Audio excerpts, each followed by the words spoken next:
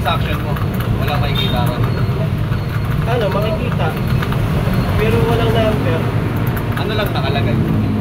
Kasi minsan makikita mo kung nag-trade ka, nag-send ka, o nag-receive. Oo, meron nga gano'n.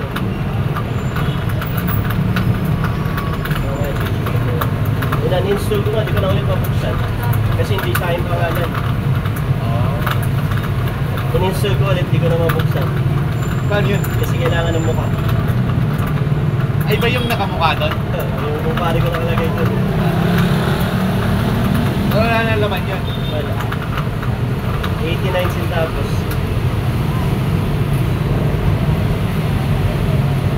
Bakit gumawa ka ng bago? Ha? Kaya pala gumawa nga, gumagamit ka ng ibang ano?